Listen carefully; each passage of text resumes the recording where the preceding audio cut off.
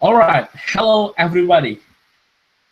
See you with me again as your host and back to the program of Indonesia Berbicara. Today we have speaker. Why? Because the speaker directly from Indonesia, but imported from far, far away from the north. He's my friend, and we're gonna know about a thing that we never know before, because we're gonna discussing about Russia Federation, or before we know about USSR or United Soviet.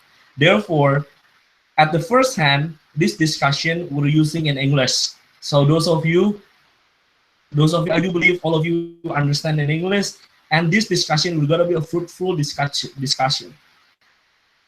At the first agenda of our discussion, I will explain briefly about, once again, it is become our tradition in every single video that we make in our YouTube channel. Indonesia Berbicara is a national organization that created by students and for students across Indonesia. The objective is simple. We are discussing about current national and international politics and issues. We know that Indonesian youngsters should speak up and realize and have a consciousness about the political situation state and in the world. And Indonesia Berbicara also facilitates students sharing their thoughts, sharing their argument or cons. We're trying to be neutral and facilitate and accommodate a fruitful discussion. And today, Indonesia Berbicara having a new program or interview, and this is the 4th edition of the interview with international topics. We choose to discuss about Russia response on NATO military escalation in East Europe. Guess who is the speaker? So the guest speaker is coming directly from Russia. I think I will not introduce him. He will introduce himself first. Therefore, my friends, you may have the floor. Yeah, good evening, everybody. My name is Ergo. I'm from Russian Federation. I'm currently studying in Moscow at Russian Academy of National Economy and Public Administration. It's related to president administration, so it might sound that I will be a part of the Russian establishment, but I don't know still whether I should go there or not. But I'm here to discuss with you and to tell you the truth about the situation in Eastern Europe, what happens there, and what's the real thing about that, who's right and who's wrong, and what positions every state has according to that in that topic, in that problem. So, and today I'm going to answer the questions about that and try to give you the best information possible for that. As I've read and heard a lot of things about that problem. As I live in Russia, it's a pivotal topic of discussion of international policy, especially today when we've got a crisis in Ukraine and a lot of different conflicts on Caucasus, Russian relations with Finland and Sweden, etc. So I think we can start now, and I'm ready to answer the questions. I can't wait to do that. All right, then we're going directly to the first question. I want to come up with the general question first. That always, I think you often hear this question. So easy. How did it feel to be Russian? What do you see about Russian today? And you know, a lot of people looking Russian is really scary and really like everything is classified there. What do you think about that people mindset? And what do you think about the idea? So you can answer it.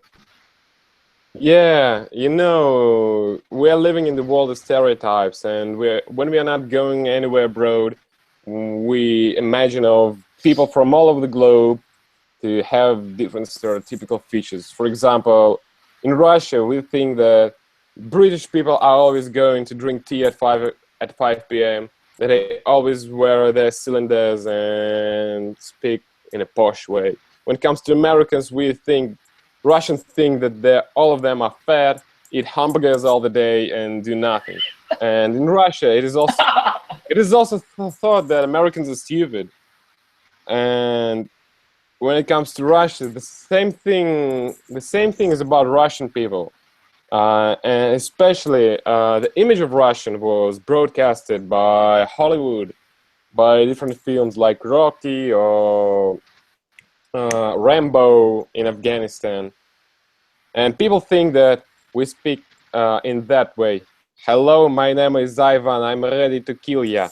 And yeah, there are some people who speak like that. And the majority of people who speak like that are Russian diplomats. And that's a very ridiculous thing. But people in Russia are changing. However, the system as a whole doesn't change. And that's the problem. That's the main problem about Russia. That people are going forward. They want to keep up with all over the globe. But Russian government think that this country is special and it has its own way. But unfortunately, it isn't. But I really think that sooner or later, they will come to understanding.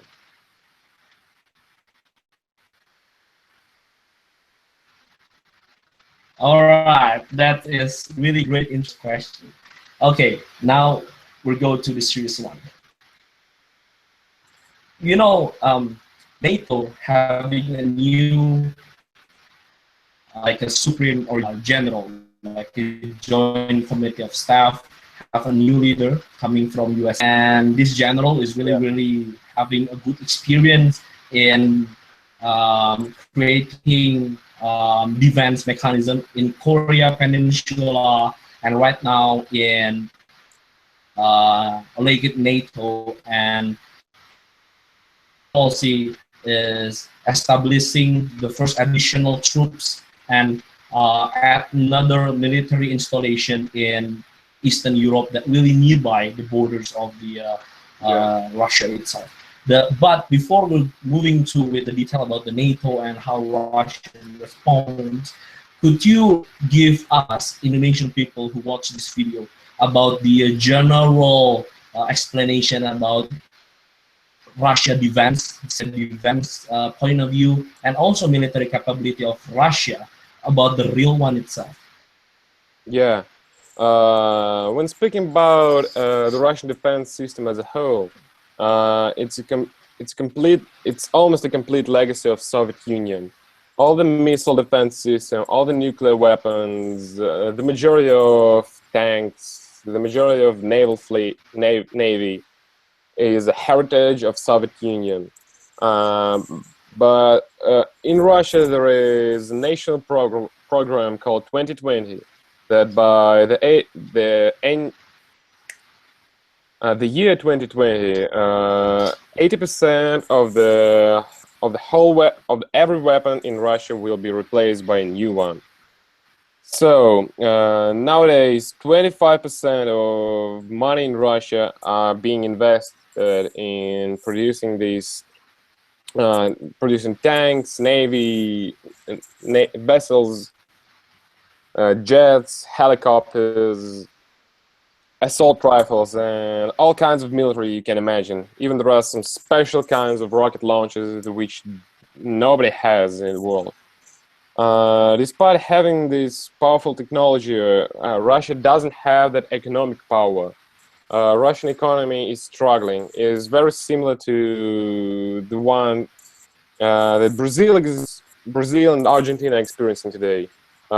Due to the decrease in oil prices, Russian government cannot collect as much money as it was in the past, and that's why they don't have enough money to invest in other spheres.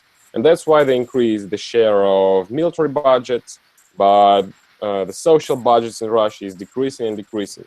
For instance, 2 days ago in Russia, there was a national holiday called the Victory's Day. It's very similar to Independence Day in the United States, with a lot of colorful parades, where we are where we are paying respect to all those who fought against Nazism. And at that day, Russia's and that day, in one of the regions in Russia, the local governor decided to show his gratitude by giving 1,000 rubles to every war veteran. And 1,000 rubles nowadays is approximately, I think, it's close to $15. So that's ridiculous. $15. It's small, really small. Yeah, it's really small. $15 for those who fought for that country, who trying to protect people there, who trying to protect their history, their families, and the world itself. As you know, Nazism was a plague in the world, and these people who defeated that plague are not being paid enough respect.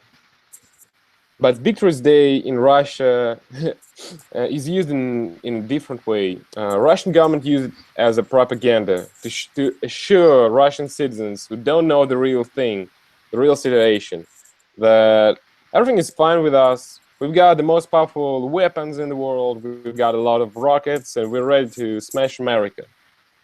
And for example, on national channels, there are always reports that Russia is the only country which can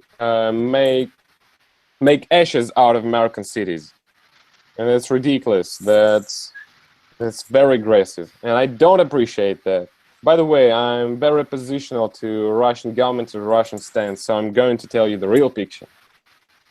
But on the western borders of Russia, this means which on the west, Russia is bordered with eastern countries, and yesterday, Russian military minister Sergei Shoigu stated that Russia is about to base 3 new tank divisions on the borders of Russian Federation there. So you see, Russia is ready to escalate the conflict and is ready to show its might as it was in the Soviet Union.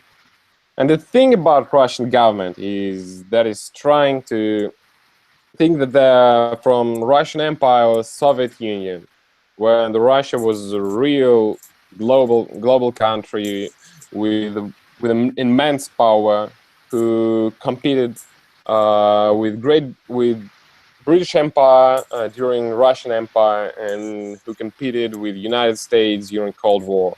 But nowadays, Russia is a regional state, and Russian politicians don't understand that, and they're still trying to establish themselves as as one of the power in the world. And that's why they're trying to impose the tanks on the borders, so to show that they're mighty. I think that was a brief overview of the situation concerning military in Russia. But when it comes to let's continue. I think, or should I tell something about the social relations in Russia, social policy in Russia, what happens inside the country? Should I or not? Sure. You can give. Yeah, sure. You can give a brief about the one. Yeah. The majority of people all over the globe think that Russia is a powerful country which has a lot of money. And when people see Russians, they think of billionaires who've got a lot of money, who've got Lamborghinis, Ferraris, beautiful clothes made by Tom Ford. But it's not true. It's only 5% of Russian population. And unfortunately, the majority are living in poverty, very close to African one. They don't have houses. For example, last year in Siberia, in one of the regions in Siberia named Khakassia, there was a huge forest fire, and a lot of villages were burned down to ground. And on national television, there was a broadcast that These people were guaranteed with their houses and that they received these houses. But these houses were poorly made and they don't have even central heating. And just imagine, minus 40 degrees Celsius in February in that region. And these people are living without heated home. They live like on the street. And that's the attitude of Russian government towards Russian people. In addition to these, the Russian economy ministry recently stated that they will halt the growth of salaries across Russia due to save Russian economy. For example, the minimum wage in Russia is approximately 7,000 rubles, and as I've mentioned, it's about $80 if we calculate it according to dollars. And compared to United States, where minimum wage is $12.5 per hour, and you see that Russia is not a global power as it seems. It might have beautiful guns and a great cultural and history legacy, but it doesn't have a great present time.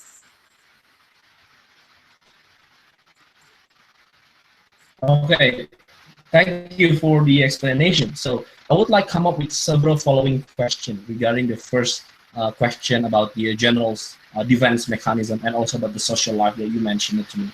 But however, I would like to narrowing down to the defense and military. I will restate again. You are stated that the Russia program to create a new technology development. However, Russia doesn't have a good economy and investment to do the military technology development. And also, you also stated that the Russia Victory Day or the Big Day is used as a propaganda to showing that Russia is still great and ready to smash USA. And however, and Russia defense minister trying to allocate 3 tanks division nearby the border. So can I come up with the conclusion that Russia right now, every year in terms of defense, is going slower, going smaller and smaller in terms of the capability, not in terms of propaganda, but in terms of capability, I mean like in terms of how they develop the new technology, how they funded their military. So Russia capability in military is going smaller again. Are you agree with that? Yeah, it's. I think you're right. You understand my point of view, but I think that Russian, the only sphere in Russia which is progressing is military defense, and that's it. And Russian have to change an attitude towards that. They have to understand that they are no more a superpower, and they have to dwell onto their own problems and not the problems of Europe or United States. And I think that's about it.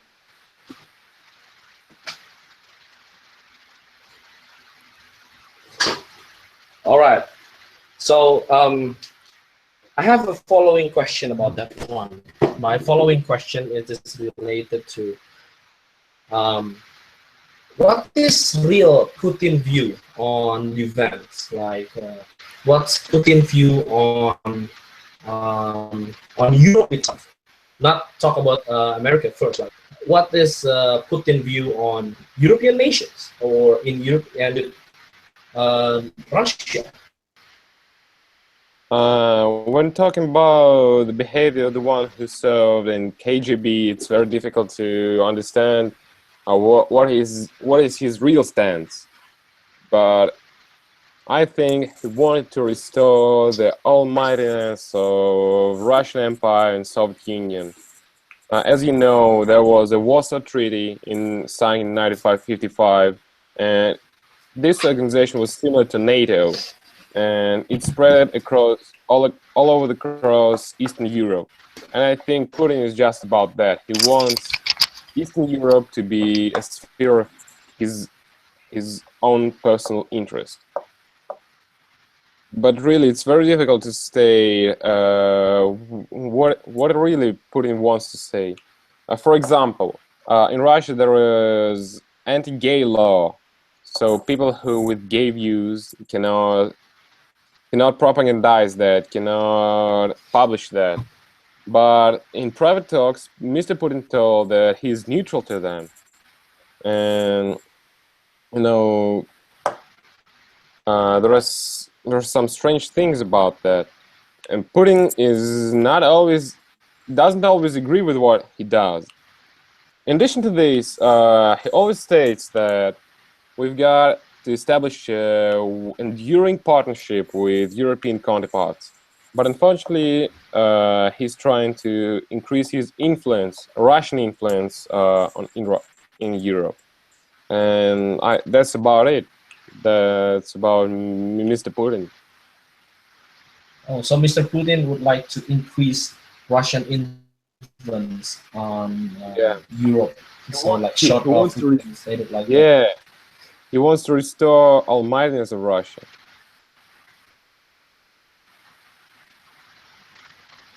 But as we know, Putin have Putin presidency is more than a decade. Why he want to Yeah. prolong their influence? I mean, whether Putin would like to prolong the presidency or what kind? Because I don't know what point of view about this one.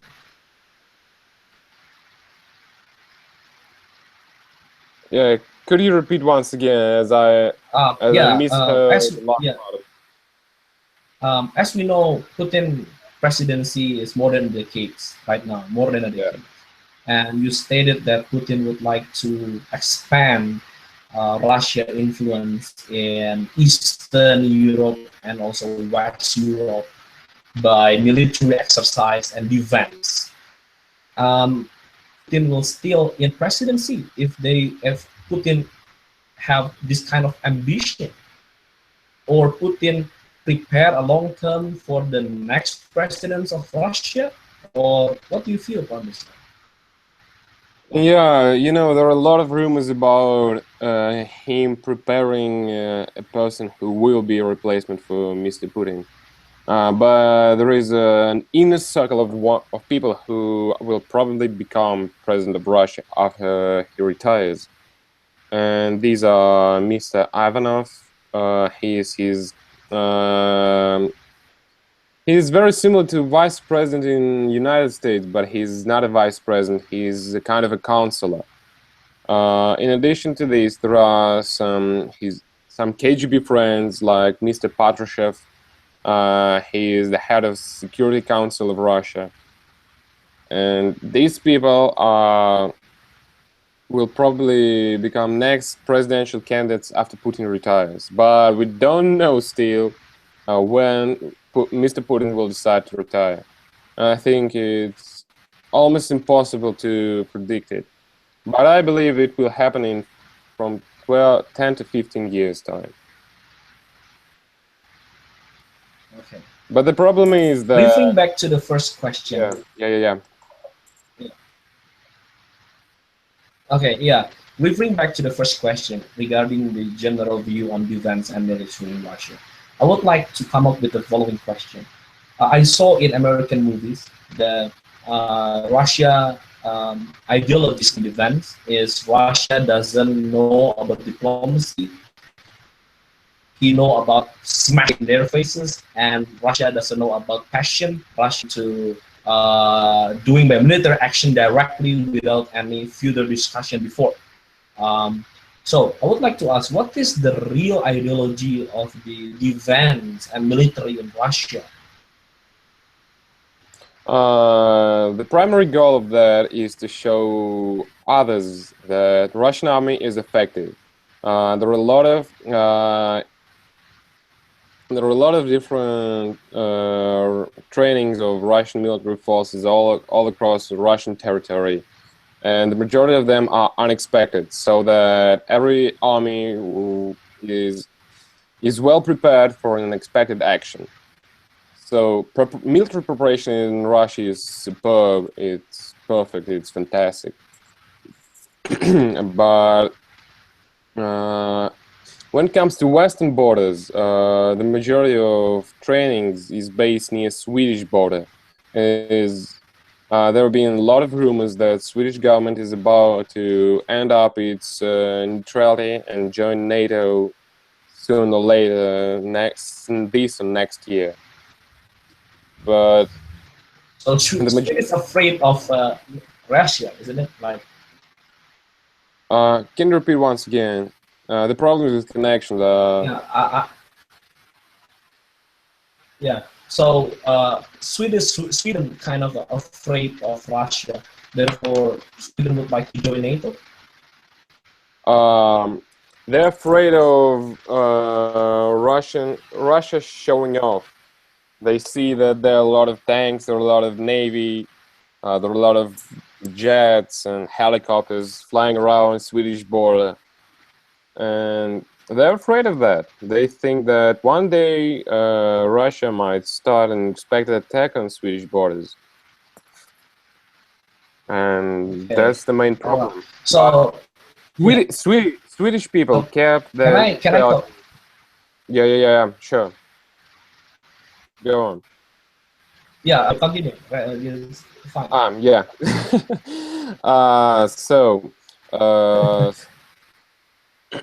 Swedish government has always tried to be neutral towards Russia and USSR, as they thought it's better to stay neutral rather than being a part of a bloc in case of a new global war. But nowadays, the situation is rapidly changing. They see that Russia has become a powerful regional player, not a global one, and their goal, Russian goal, is to expand its influence and once again restore its role as a major global power. Okay, so before we moving on to the next topic about the Russia response on NATO, regarding the general framework about the NATO military. I'm just curious. You as a Russian, if Russia military capability compared to Europe countries and America, let's say to Europe countries and America, is there European countries who have a great military capability like Russia, or Russia itself right now military capability is decreasing compared to what country? Could you give me a comparison of Russian military capability today? Yeah, when it comes to discussing military capability, there are 4 countries in the world which can combat Russia. These are United States, Turkey, Israel, and China. Okay. These countries got superb military power. They've got cutting-edge military vehicles. They've got powerful jets. They've got nuclear weapons, except for Turkey. And these countries can really resist Russian aggression. But when it comes to Europe, they don't have that facility, as there is a European chief in command of the United States based in Germany, and there are a lot of American bases in Europe. And that is why European countries don't have powerful armed forces. And when it comes to conflict with Russia, probable conflict with Russia, without the help of the United States, Europe will not be able to defend itself. It's because of amount of standing army that Russia have. Yeah, and the Soviet legacy. You know, in 1987, there was agreement between USSR and Russia concerning military in Europe, and after that agreement, which limited the military capabilities of Russia and the United States in Europe, Russia moved its tanks to Kazakhstan, and the amount of tanks which were moved was close to 20,000 tanks, and this is approximate to the current number of Russian tanks. Quite a lot. All right. Yeah, So now we're moving on to the second topic. So yeah, so viewer, for all of you folks in home, so talking about the general view of Russia military and Russia defense point of view, that we are really rare to know that. And right now we're gonna narrowing to, after we understand about military of Russia, and now we're gonna narrowing about how Russia itself responds toward NATO. So directly to about Russia response to NATO escalation, please. Mm-hmm. So when talking about escalation of NATO, it is better to state that there are two reasons for that. First of all, the unprofessionalism of Mr. Gorbachev at Soviet times, and then Russian current policy. Let's start with the first reason. In 1987, when military agreements with President Reagan was signed, Russian Mr. Gorbachev verbally agreed with Mr. Reagan that NATO wouldn't expand to the east, but he didn't sign any agreement on that, and that's a fact that NATO simply forgot about that and started expanding into Poland, into Baltic states, and further. The second reason is, of course, Russian actions, recent actions. You see that from the middle of the 90s, Russian forces have been on Balkans protecting Serbian government, Yugoslavian government. Then they were in 90s in Moldavia trying to protect their satellite state. Then they were combating Georgia, and now they were fighting in Ukraine. And that is why Baltic states were the first to establish contacts with NATO and becoming part of NATO, as they clearly remember how Russia in 1940 simply annexed the territory and made it a part of the Soviet Union. And they don't want this to be happen anymore, and that's why they're now part of NATO. As you know, there is every attack on every NATO member means a war to the one who attacked them. And when it comes to a country like Poland, they also have a huge historical legacy of relations with Russia. And that's why they also want to protect themselves from the influence on Russia. And that's why they're trying to ensure security from the Western counterparts. And the same thing can be seen nowadays in Ukraine and Georgia, which are trying to collaborate with NATO in order to protect themselves from that. As you can clearly see, that Russian forces are helping militants in eastern Ukraine, which are fighting for federalism in Ukraine. But nowadays they are more fighting for the independence of this region. And here you can see two factors. The mistake of Mr. Gorbachev, who didn't regulate the NATO expansion on paper. And the second reason is Russian aggression connected to history. As Russian neighbors always remember that Russia has been in a lot of wars with them. They've been fighting a lot throughout its whole history. And that is why they're trying to seek for help, resistance from the West.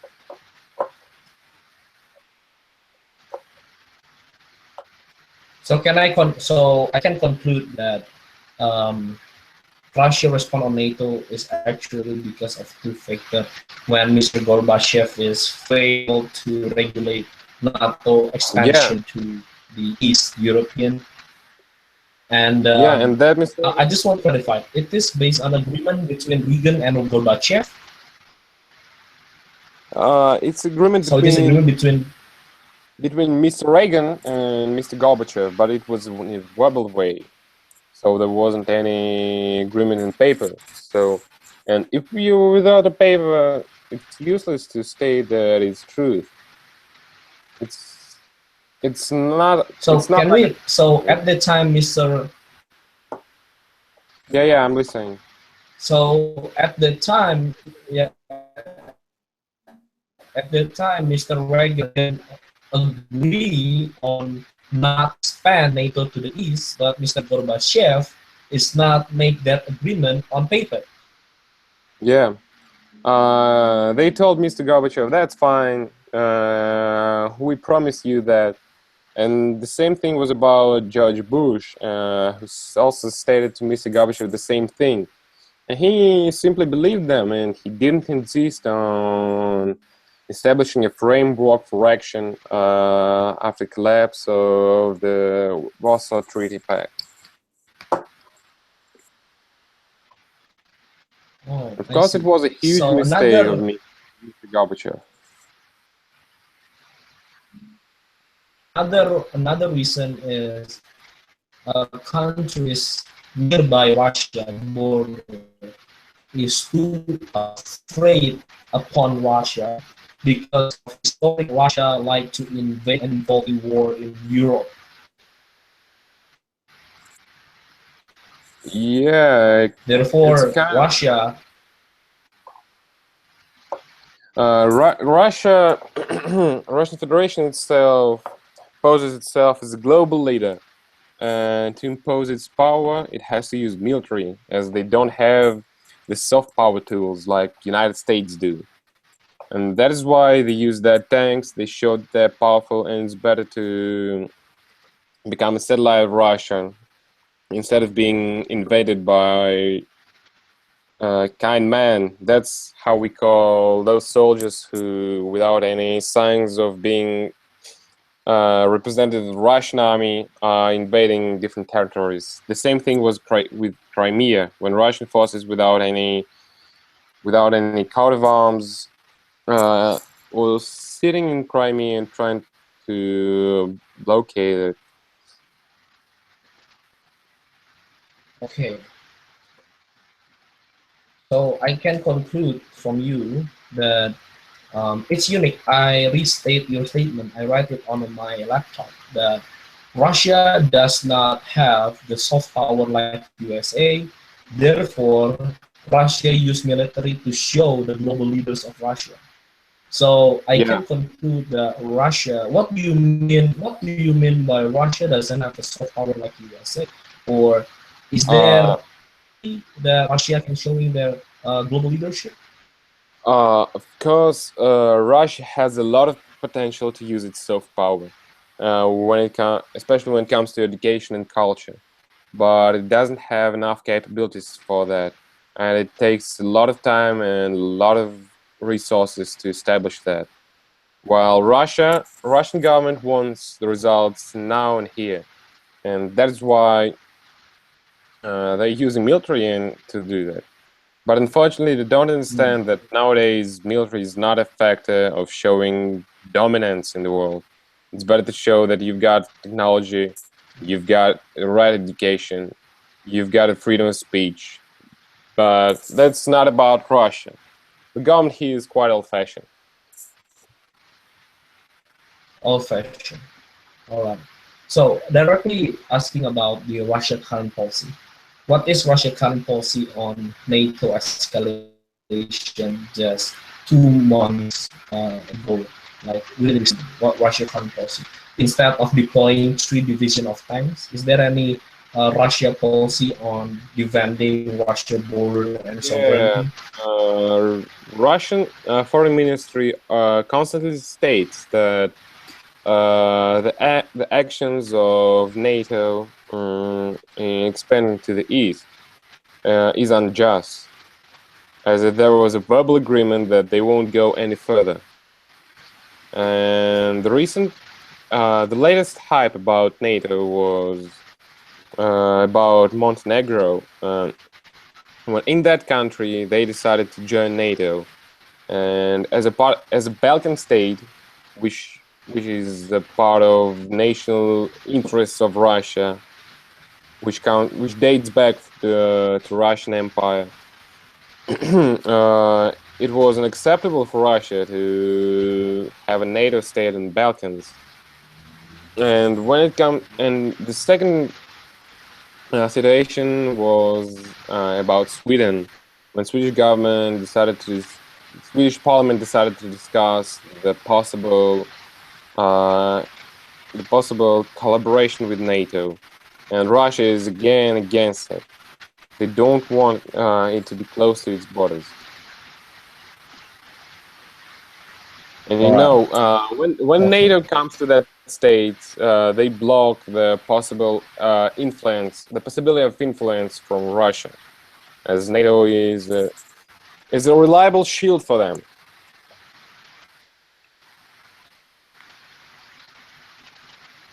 All right. So I'm really curious on. I get a statement from new the advisor of security for United States that been elected just like this year, and his statement, I forgot the name of this guy, but he is the official from Ministry of Defense and really involved in military U.S. military department. Mm-hmm. He stated that our 21st century enemy, our enemy is still Russia. Or America enemy is still Russia. Therefore, we should watch out upon Russia movement and aggression. Therefore, the Congress has passed the bill to increase the budget of a U.S. foreign military base and U.S. funded for NATO just this year. In Indonesia, we already know that this movement will respond by sort of aggressive by Russia. My question is, what does Russia respond originally from the perspective of Russia on expanding budget of military of USA to Eastern Europe, and then the breaking law of the verbal agreement from Reagan and George Bush to Russia, now to East, and Russia respond by deploy 3 divisions of tanks and showing power to Sweden in the border. Is there any another national program to avoid and defend Russia for today? Is there any? There is a foreign policy strategy in Russia which states that highlights the most important part of Russian foreign policy, and there are some points according in Russia-NATO relations, especially in Europe. And Russia states that Russia should resist NATO escalation in that region. It is a historical area of influence of Russia. And Russian government itself always trying to appeal to the past rather than to present. They think that the situation which was in the past should be stable, and every international relations should be based only on history, not on other factors. And that's why Russia is appealing to the history itself, and states that NATO should go back to Western Germany and stay there. And that's only about that when it comes to wars. But when it comes to action, first of all, of course, it's military expansion, increased military budget, which goes not only to expansion on the west, but also on the east, to possible threat from Japan and China. And in addition to these, a lot of Russian forces are located in Kyrgyzstan, near Afghanistan border, and there are also Russian troops in Syria.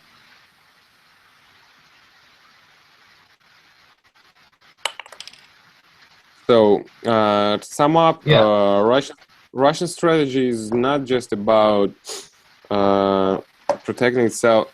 trying to increase its influence in Europe by using military, but also to establish its global power using military. Okay, I have two questions regarding this topic. So the first question is related to economic budget, military budget of Russia. You stated before at the first topic that military budget is decreasing every single year because of the economic of Russia itself. So how Russia can defend its border and keep influence with the minimum of budget? And the Oh, second question is regarding about the second question regarding about the nuclear power, the nuclear missile and the mass destruction weapon. As we know, Russia is a part of the NPT, non and part of NPT. What Russia do with program on Russia nuclear weapons towards NATO escalation? Is there any movement of the installation of a rocket launcher, let's say border with NATO base? My two questions. So first about the economy and the economic and about the nuclear itself. yeah. Answering your first question, you shouldn't forget that Russia has a huge economic influence in Europe, especially when it comes to natural resources like forests and gas. And here's one possible leverage. Russia can stop exporting gas and oil to European countries, and the prices for these resources will be higher as they have to as European countries would have to import them from the United States, from Mexico, or from the Persian Gulf. And I think here's the one leverage. And the second leverage is again the common history of Russia and Europe. There are a lot of politicians in Europe on the right wing of parliaments, which are gaining popularity during the migrant crisis in Europe, who state that it is important to maintain contact with Russia, as Russia is an important counterpart. So Russia is trying to press on them, and to wait a minute. It's a kind of fundraising for them. They're endorsing these politicians. And here are two main leverages except for military aggression. And could you repeat your second question, please, once again? The second question it is regarding the nuclear power possessed by Russia. Yeah. We know Russia is a part of NPT, Is there any things to do with nuclear weapons regarding NATO escalation and issue? The problem is that that nuclear weapons are located inside Russia, far away from its borders, as the majority of its missiles can't reach United States from the central part of Russia. And the same thing is about Europe. The majority of rockets are located on the Volga River, on Ural Mountains, and in eastern and western Siberia. There are a lot of rockets, there are thousands of them, and Russia can hit from anywhere it likes. And also, you shouldn't forget Kaliningradska Oblast. It's a region in Russia which is isolated from other Russia, in borders Lithuania and Poland. There are a lot of rockets of close range are based there. And in addition to this, let's go back to 1987 agreement between Soviet Union and United States, which distinguished the amount of, additionally distinguished the amount of rockets of close and mid-range in Europe. So it's quite the Russian nuclear power on the borders is quite limited due to that fact. But inside its borders, it is huge.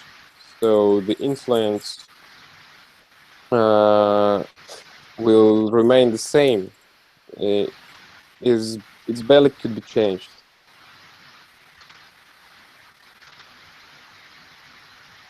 All right. So we're moving to the next topic, and we have a fruitful topic on So, sorry, Calvin. Russia. Sorry, Calvin. Can I write somewhere an interesting link to show what's wrong about Russian nuclear weapons? I just want to show Okay, you. okay, cool. So you can put it in. So where's the chat? Ah, chat. I'm putting it. I think you can send. So yeah. All right, all right. Okay. So guys, if you want to watch Okay, this, so because we're still use it and then write down your comments. Okay, so folks, I will put it on the Igor link about the Russia. Russia is about the nuclear. I will put it on the comments below so you can see it, and we're gonna discussion because time is ticking. All right, thank you, Igor. So I will let people know about this video. I will watch it, and we're nearing to this third topics. It is regarding about future Russia relation with NATO member states. So in general, before we are moving to the following question, what do you think about Russia and NATO relations in let's say 5 years ahead? Yeah, currently the relations between Russia and NATO are being put in hold in 2014 after annexation of Crimea Peninsula. Before that, there was a Russian NATO Council which discussed all the problems in Russian NATO relations. But nowadays, the only territory where NATO and Russia can collaborate is Syria, and combating terrorism might establish a framework for further action in relations between Russia and NATO. But when it comes to Europe, I think the situation will remain stable in 5 years' time. It will definitely remain the same in 5 years' time, but I can't predict any further. It is very hard, especially in the modern world where everything is changing so rapidly. But I think there will be stable but very difficult relations between Russia and NATO. So it will be a difficult relations. So whether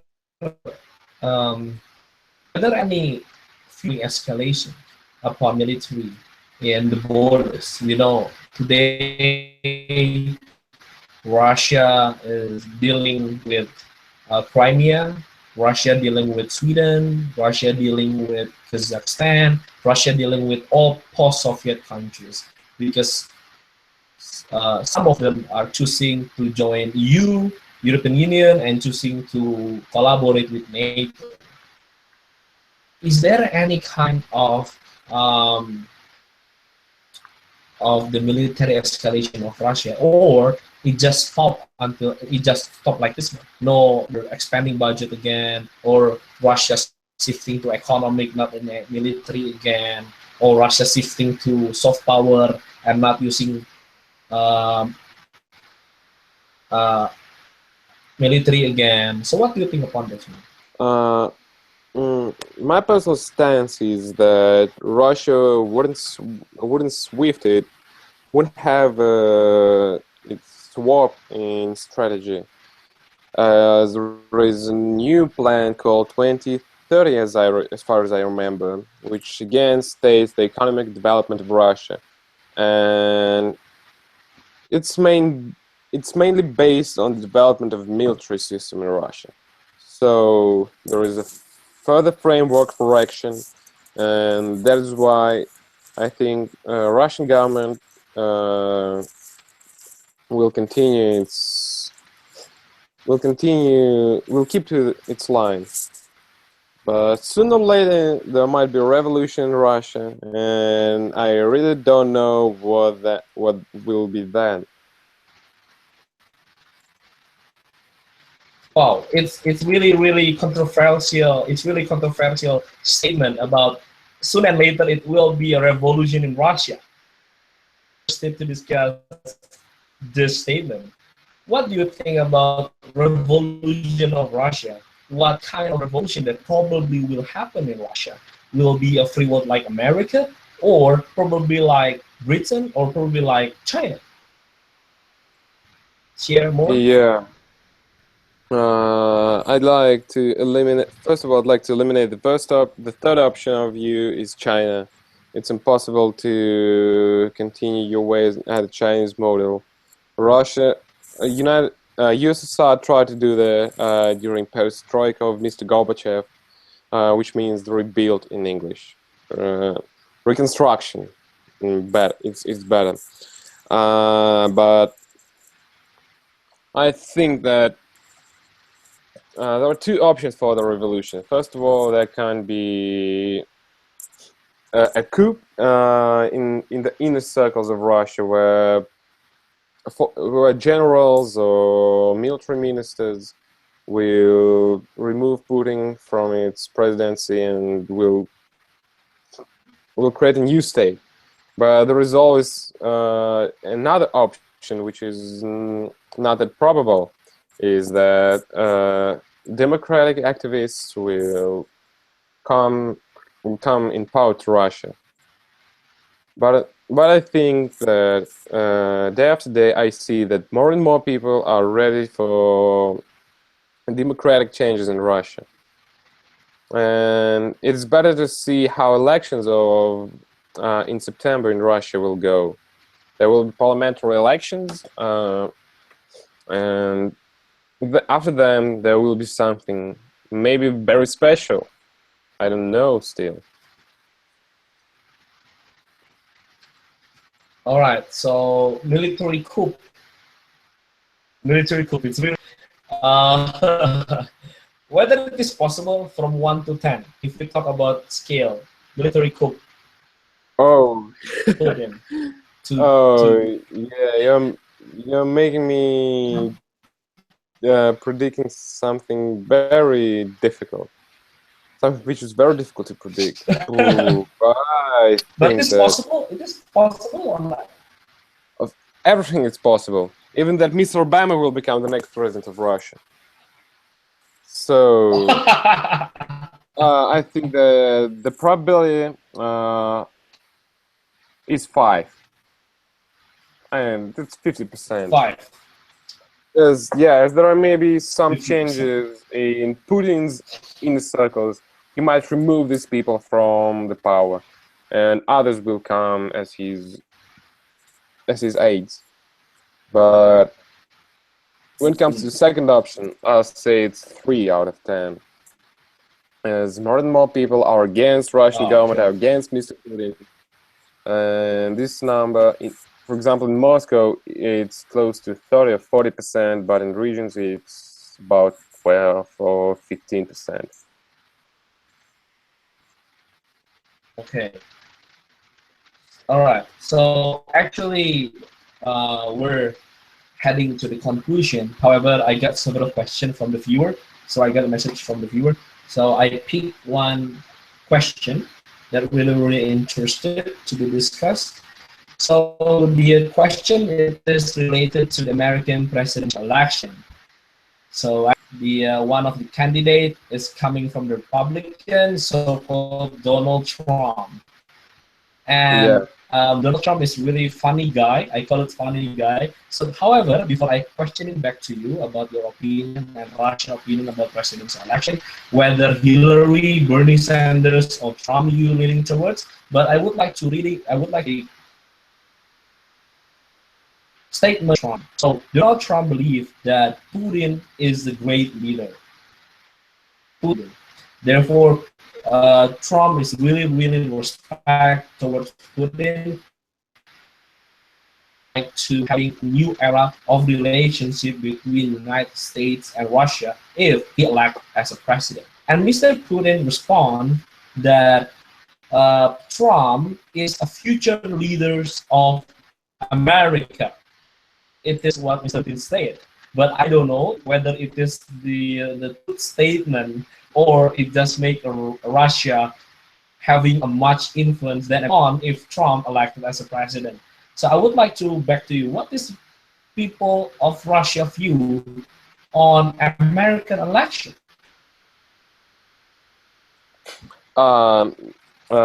You know, the thing about politics in Russia is that the majority of people are not interested in politics. They want the government to decide what to do. But the people who I ask and who are interested in policy, especially international policy, say that yeah, Donald Trump is a funny guy, and someone even support them. But some people think that he's a crazy guy. But when it comes to Russian official position, Mr. Putin says that it would be nice to work with Mr. Trump as a president. He showed himself as a great leader, and I think that he stated that the cooperation between Russia and the United States could be very profound. But you still have to remember Mr. Obama electoral process, when Russian government stated the same, that Mr. Obama's election would be a new turn in Russia-US relations. But unfortunately, it wasn't. And the same thing is about Mr. Trump. The relations between Russia and the United States wouldn't change that much. All right, so wouldn't change that much. All right, so I will give you a last question, and after this last question, we're heading to the conclusion. So the last question that is regarding our nation state, Indonesia. Just a simple question. What Russian people see upon Indonesia in terms of a country and in terms of our governance system as a full democratic system, and what Russian people expect upon Indonesia in ahead? Yeah, unfortunately, I have to disappoint you, but 95, 90, even 98% of Russian people are not interested about countries except for European Union, China, and the United States. And that's why they're not interested about Indonesia in particular. But I personally think that Indonesia has potential to be a special country, but everything has to be done right by the government of Indonesia to make it a great power. And in that region of the world, there are a lot of booming countries with wonderful economic growth, and I think that someday Southeast Asia will become a center or an economic center of the world, with United States and with Europe. All right, all right. So we're gonna heading to the last session, which is a conclusion. And I think before I'm moving to the conclusion, I would like to give a chance to you to say anything that you want to say to Indonesian viewer. Right now, a lot of Indonesian viewers look at this video, and after we're done with this interview, this link in YouTube will be shared to all over Indonesian student of Indonesia Berbicara member. So what do you want to say to them? From Russia, directly from Moscow. It's still 6 p.m. in Russia and 5 p.m. in Indonesia. What do you want to say to Indonesia? You may have the floor, Mr. Ergo. Yeah. Well, first of all, I'd like to thank all of you, and especially Karen, for organizing that interview. It's a nice experience for me to do that. to answer all the possible questions. Unfortunately, we didn't have enough time to discuss all that thoroughly, but I think that this was one of the best interview experiences for me in person. As the majority of discussions in which I took part were debates where everyone was trying to outcry everyone. And here we were able to discuss Russia, we were able to dwell on the problems of its relations with NATO. It's a really nice thing to do. So I hope that we'll have a profound cooperation with each other, and I'm ready to answer questions on different topics, and not even related to Russia. We can also talk about United States presidential elections sooner or later, as I studied it quite a lot, and I think that I've got a profound information on that. In addition to this, we can discuss Russian regions, their policy, and I'm ready to tell you about it. International relations of these regions. As you know, Russia is a federalistic country, and its regions are able to establish their own international relations with members of the world. And for example, here is my annual work about Republic of Tatarstan. I've studied it, and I work on international relations of that republic. So I'm ready for the further cooperation. Okay. All right, that's really, really good testimony about you. I can't see the words of that your paper because all of them in Russian. I hope there is English version. I want to read out. Then arriving from one of the members from Indonesia Berbicara. So he just asking to you, are you interested to go to Jakarta? Are you interested to coming to Indonesia? You know, I'm a globetrotter by nature, and that is why I want to visit every country of the world, except for Somalia and Afghanistan now, as there are a lot of problems with pirates and terrorists. But I'm ready to visit, and one day I'll go to Southeast Asia and I'll try to visit every city. Yeah, we're waiting for your. But you know, my real dream is to go to Tanzania. When you see their bells, you see Kilimanjaro mountain, you see that safari, that's fantastic. That's really wonderful. And you know, it's my dream to one day to go to Tanzania. But of course, I want to go to Jakarta. And I saw a lot of pictures of Southeast Asia. And I really love cuisines from all over the globe, and when I go somewhere abroad, I eat a lot, and I'm just having fun seeing new places. All right. So those who watch this video, this young and handsome boy from Russia will heading to Jakarta soon. All right, so he will announce when he will come to Jakarta, because a lot of the viewer is give a direct message to me that you're really handsome. You're really handsome. So thank you all. Thank you everybody. To the girls? You want to say something?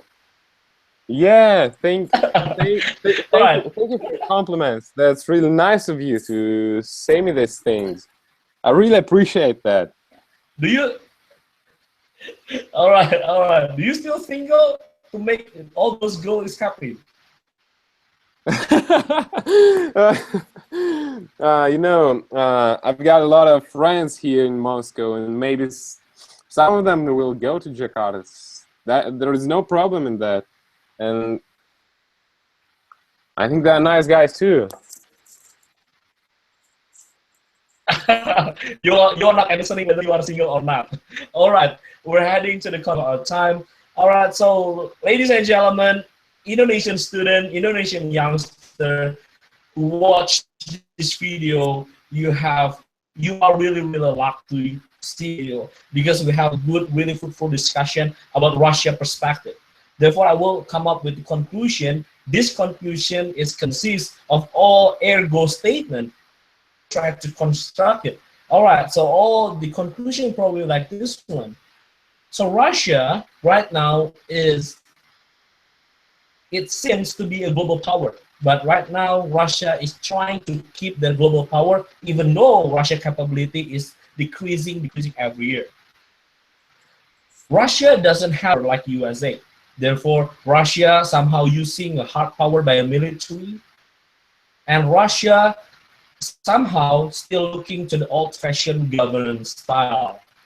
And Russia also appeal to the past in responding in any regional issue in East Europe and West Europe. Regarding about Russian response to NATO, in looking from the agreement between Ronald Reagan, president of USA, and Mr. Gorbachev in Russia.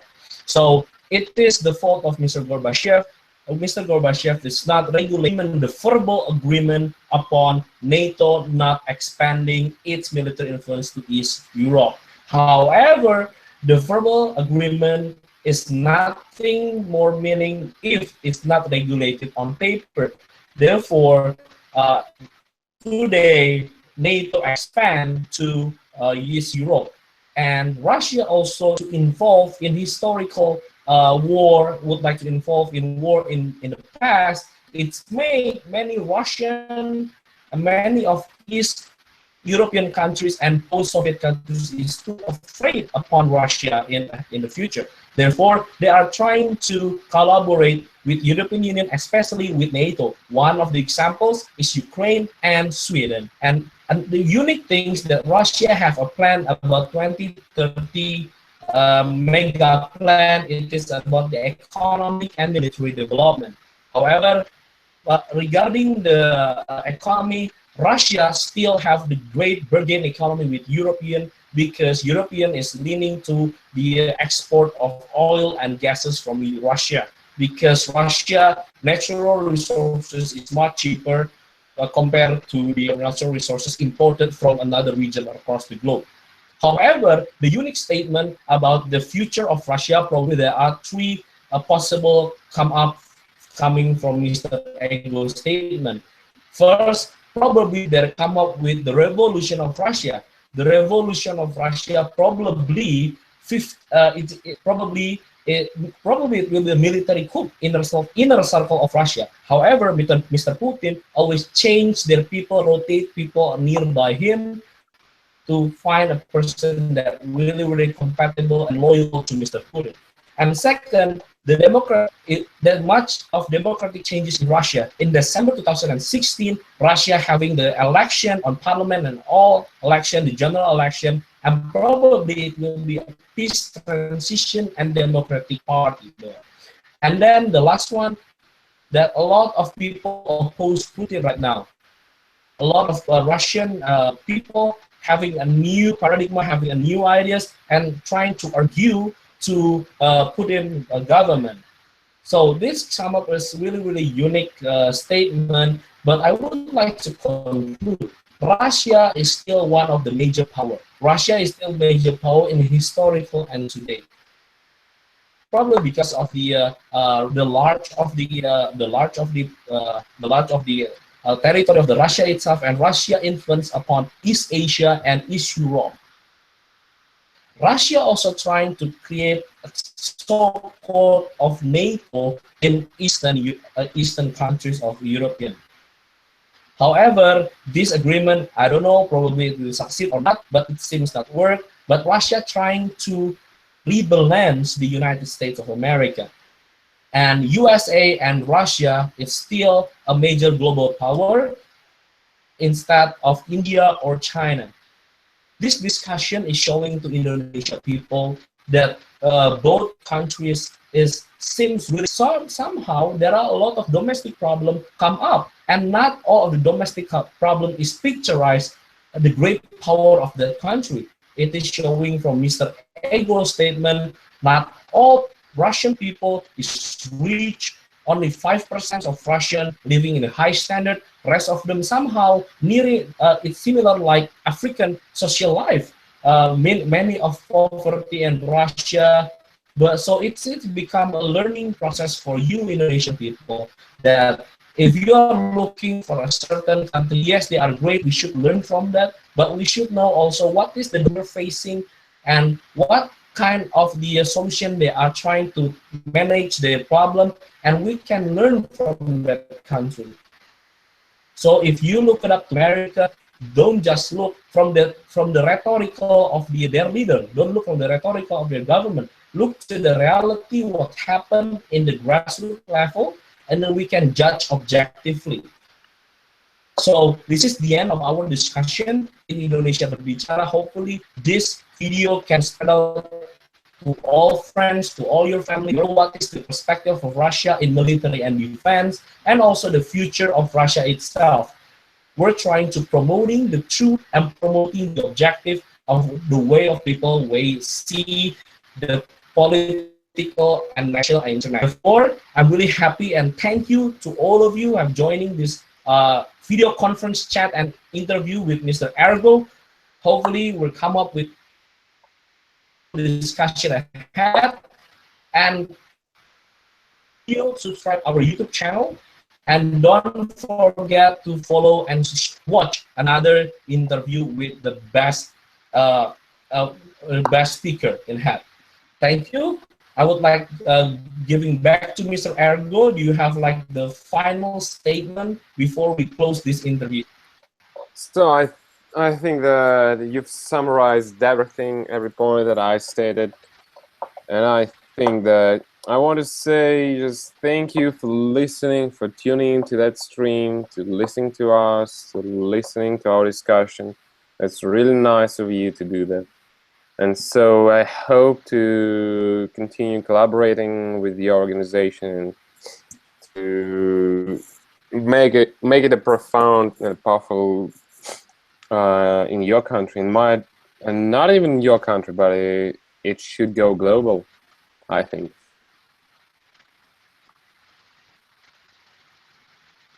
Mr. Ergo Kozlov, thank you to all Indonesia viewer, Indonesia student. See you to the next video. Bye-bye. Bye-bye.